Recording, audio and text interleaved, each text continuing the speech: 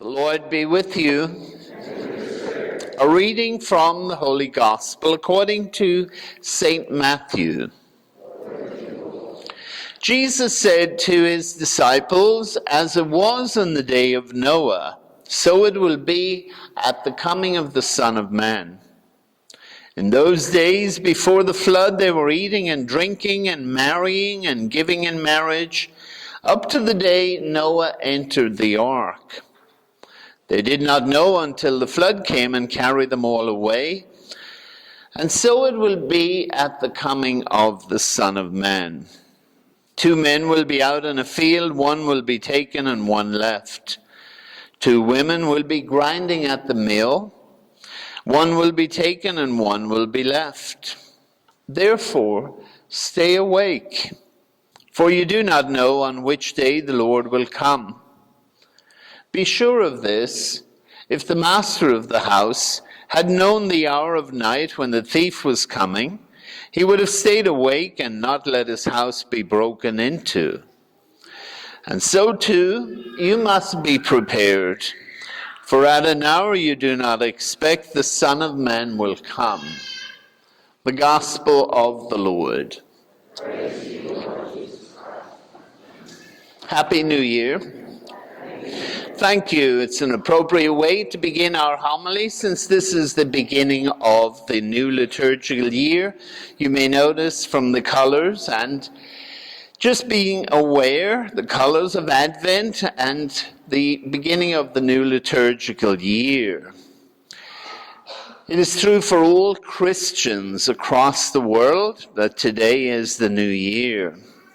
I'm pretty sure if we were to ask some of our young people from the Catechesis of the Good Shepherd, that they will give us a great explanation of what Advent means and why we do many of the things that we do.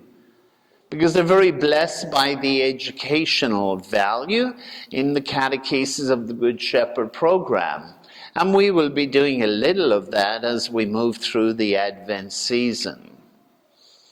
We have many calendar years, we have financial years, we have school years, and so on, and we also have a church year. The church year is on a 3-year cycle.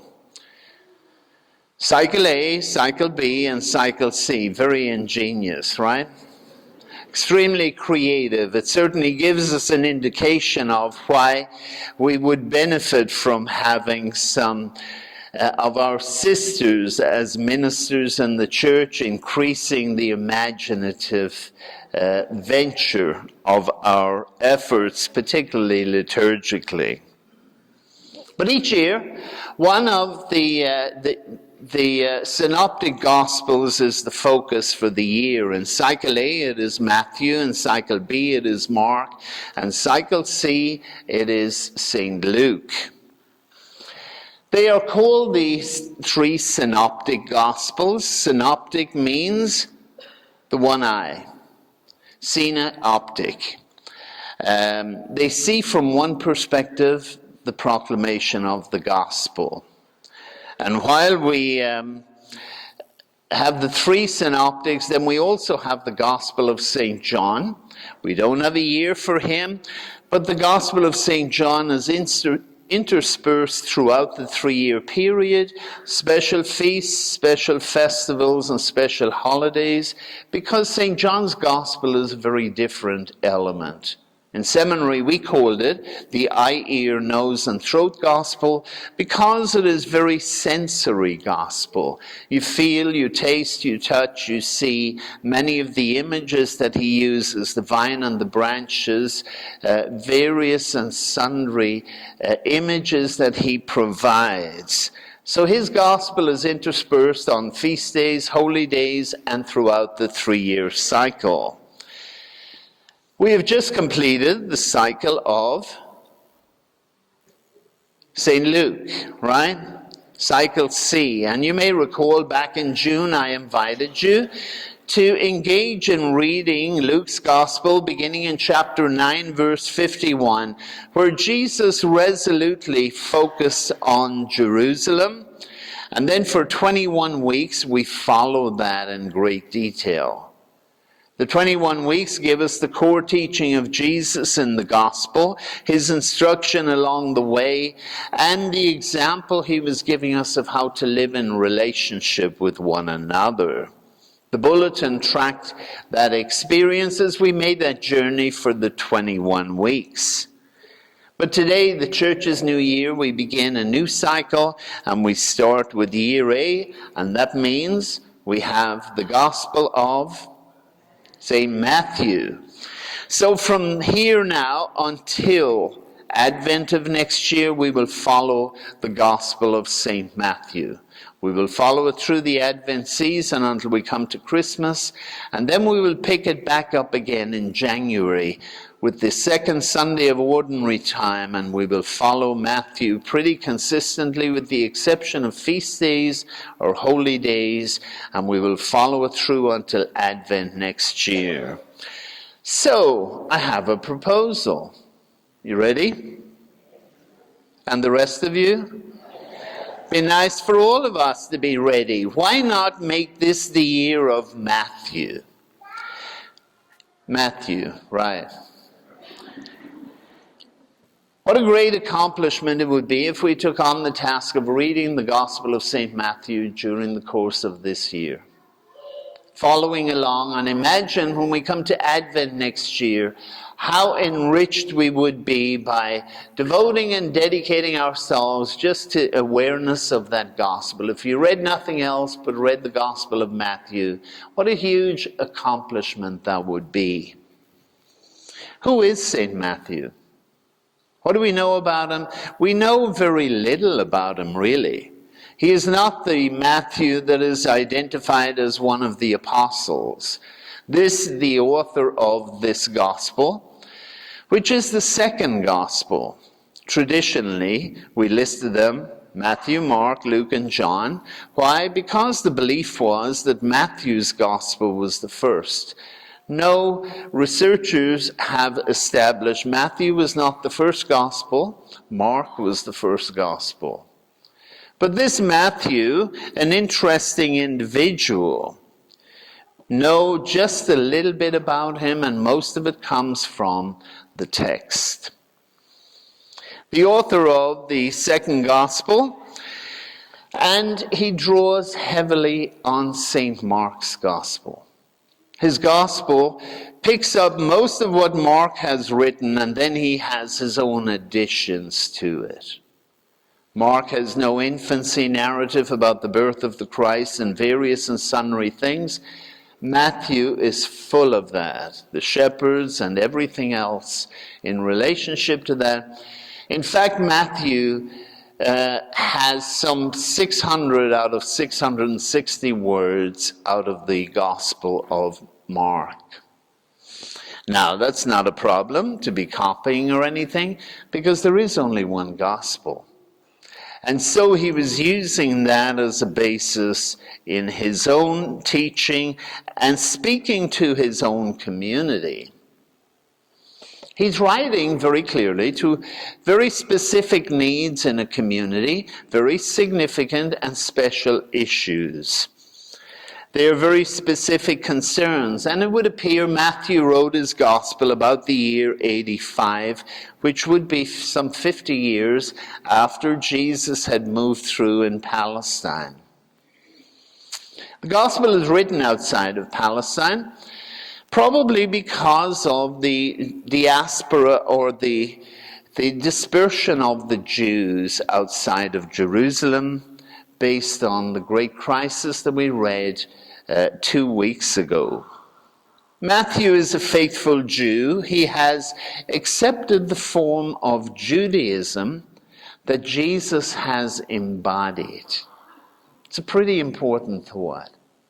Matthew, the author, has accepted the tradition of Judaism that Jesus has embodied.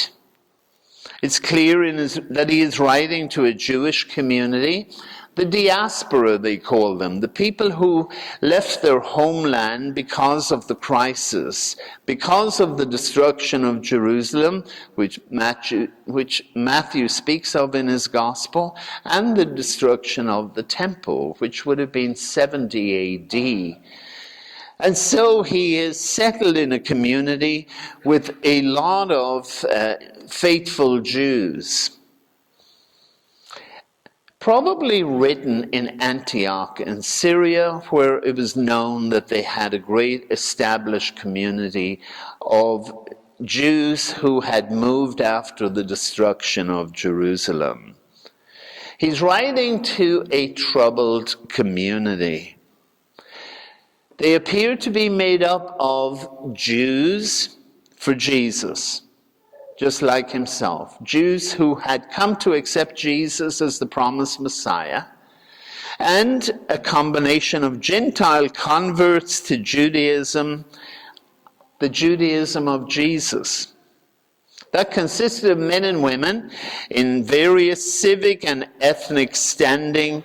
So it's quite an eclectic group that he is writing the gospel to. His task in writing was a very tough and delicate task.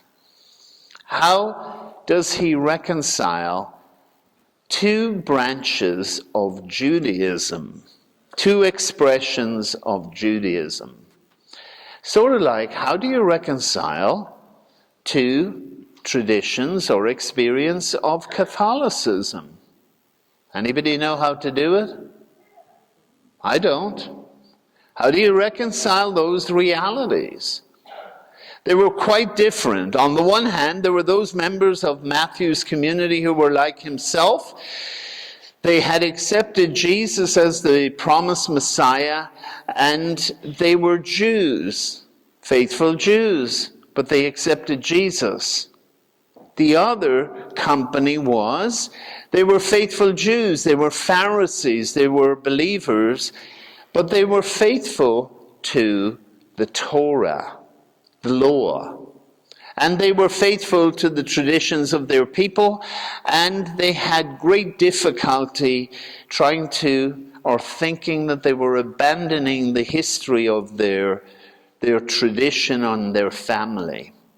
So Matthew is dealing with both of these views and saying to the people, hey, we're all Jews. Let's come together. Let's follow together. Matthew is kind of at his wit's end. And we see in his gospel, he gives us a front row seat, observing and seeing all of these realities. Confrontations between the Pharisees and Jesus that unfold.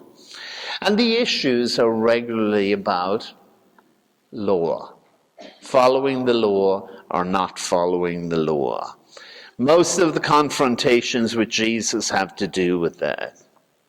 And here's Matthew, he's trying to reconcile both of these factions, those who want to be faithful to the tradition and the law, and those who want to be faithful to Jesus. Quite a challenge.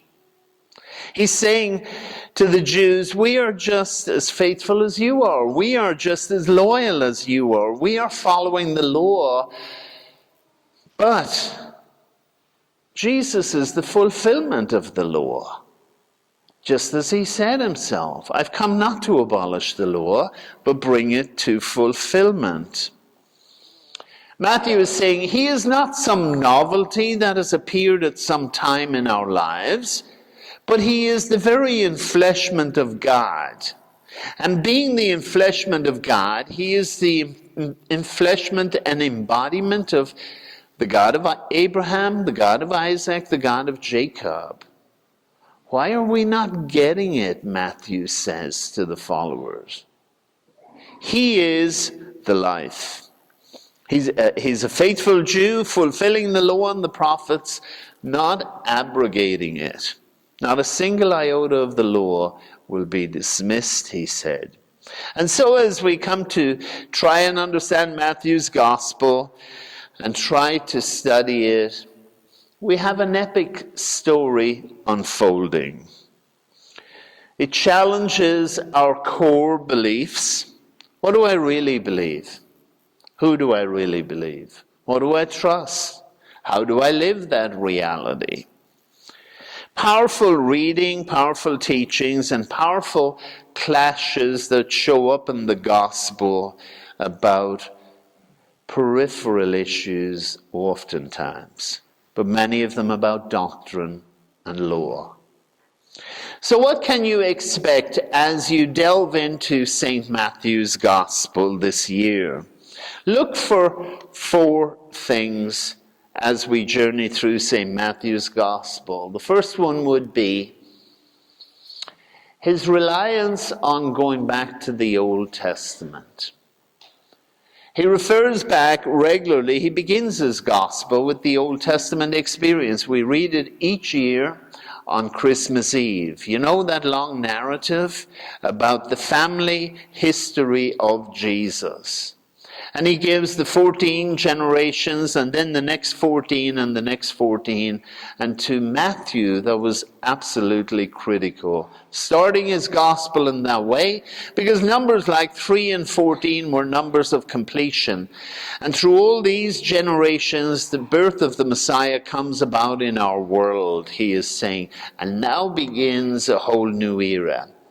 So we find him, number one, a lot of references to the Old Testament, because for the Jews who were committed to the tradition, he's trying to emphasize, look in the scriptures, this is the promised Messiah.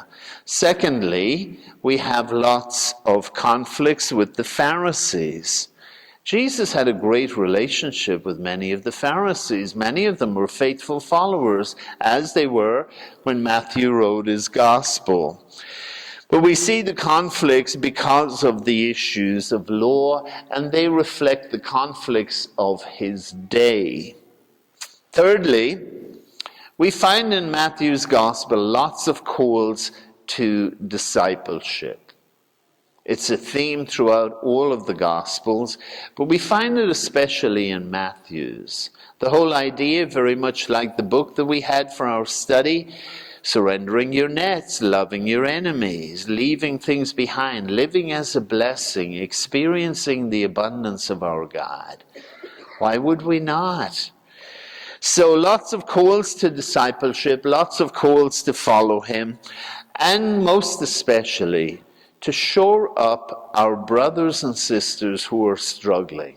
An integral reality of the gospel.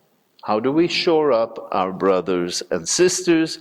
Because they are his brothers and sisters also.